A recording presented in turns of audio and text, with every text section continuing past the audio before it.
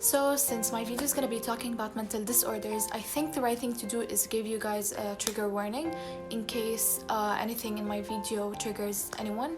So, yeah, consider this a trigger warning.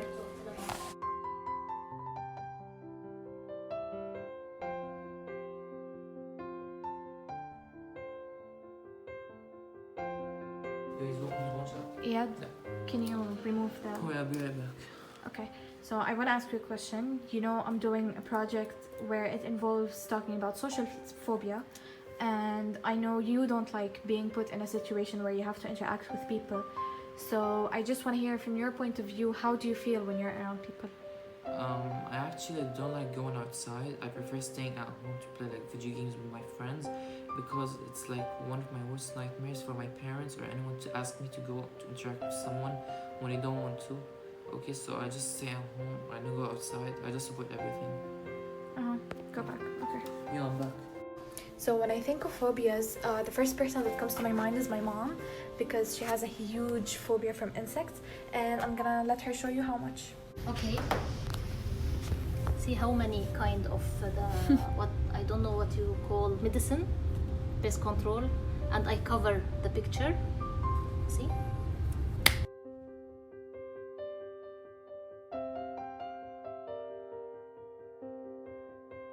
Hi, Shams. So I want to talk to you about panic disorder.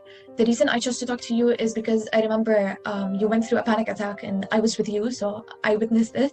Now, panic disorder is when you get panic attacks way more frequent than normal that interferes with your daily life. So I know you don't have the disorder, but I just want to hear your experience. How did you go through a panic attack? Yeah, that's true. Like it happened to me multiple times. Not as frequent as the cause and disorder. So at first, I start shaking as I feel very cold and that I can't stand on my legs.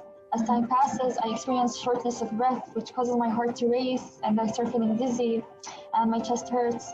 One of the symptoms is that my face turns yellow, and it feels like I'm half unconscious. It's like I'm going to another world, but still being able to hear what's happening around me. Oh yeah, I remember we were trying to wake you up through water at your face and let you relax and focus on your breathing. Anyway, thank you for sharing your experience. It was nice. Thank you.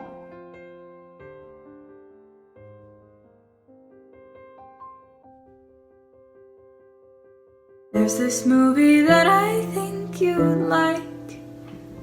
This guy decides to quit his job and head to New York City. This guy was running from himself, and she's been living on the highest shelf. Oh, oh, and they come unstuck. Lady running down to the riptide, taken away to the dark side. I wanna be your left hand man. I love you when you're singing that song, and I got a lump in my throat 'cause you're gonna sing the word. So let's say you had a test or a job interview and you were feeling stressed and anxious about taking that test. Now, obviously, this feeling is normal, and in most cases, it can be helpful and beneficial and could be a great source of motivation for us to study and prepare for that interview. Now, after taking the test, we would feel relieved that the stress is over.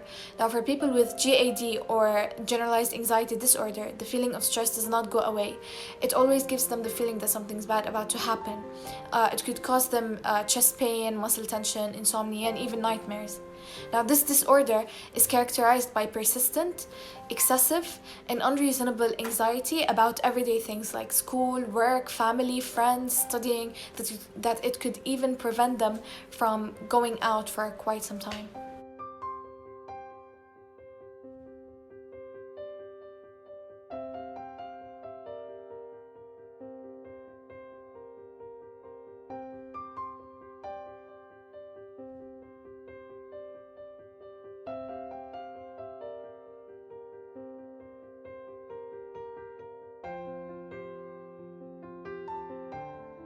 Basically, this is a disorder where you can't stop thinking about one or more perceived flaw in your appearance, a flaw that can be seen as minor or might not even be seen by others, but you could feel so embarrassed, ashamed, and anxious to the point where you might avoid even social situations because of it.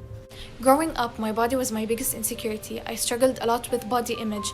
I hated the way I looked, I hated everything I wear, I would compare myself to literally everyone around me. I wasn't like other girls. I hated shopping, I hated trying new outfit trends. I would go on endless workouts and diets at a very young age.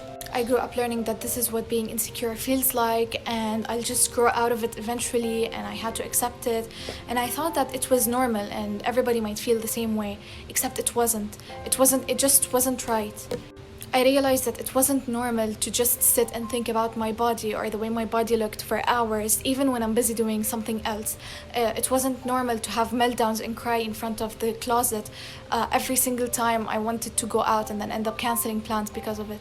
Fortunately, right now I'm in the phase of self-growth and in the middle of a self-love journey, trying to be more confident, trying to change my mentality about all the thoughts that I've been living with ever since I was young and fight them every single day. And right now, at this moment, all I could say is that I do love my body and I'm trying to get out of my comfort zone and embrace it in every way possible. But one thing I learned so far is that no matter how confident I get or how much reassurance from my friends and family I get about them not seeing my body the way that I see it, I just can't help the thoughts in my head, even when I don't look like it. But one thing I'm grateful for is that it isn't as bad as it used to be, and I'm just learning to live with it, love it, and accept it. So yeah, that's my story.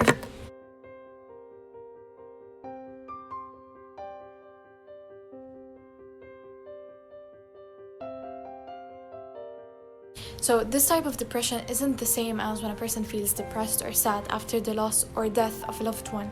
This is where a person completely loses interest in everything around them. They would feel helpless, hopeless, empty from the inside. They could get easily frustrated and have angry outbursts. They could lose interest in daily activities, and they could get sleep disturbances, whether sleeping too much or no sleeping at all. They could have loss of appetite or overeating, and this could make them develop an eating disorder. They could be suffering from anxiety, tiredness, slow thinking, trouble concentrating, suicidal thoughts, suicidal attempts, or even suicide. I think the most dangerous thing about depression is that it comes from the people you least expect, the people who smile the most, the people who check on others more often. So make sure you check on your loved ones. So I want to discuss the topic with you. Actually, it's about postpartum depression. But first, let me give you background information about it. Basically, this is a type of depression that occurs in women within a year after giving birth. Those who develop this type of depression are at greater risk of developing major depression later on in life. Some symptoms might include insomnia, loss of appetite, intense irritability, and even difficulty bonding with the baby. It could also lead to suicidal thoughts and, in some cases, harm to the baby in the fear and delusion of the mother in order to try to keep the baby safe. So, since you know now more about what postpartum depression is, do you know anyone who could have experienced such a thing? Actually, yes, I do. I have family relatives that was diagnosed with postpartum depression. Please forgive me if I'm spelling that wrongly. You're right. Okay. Yeah, she had that diagnosed after the delivery. Actually, she had premature delivery that led her to not accept the baby as her own for almost 2 months after giving the birth.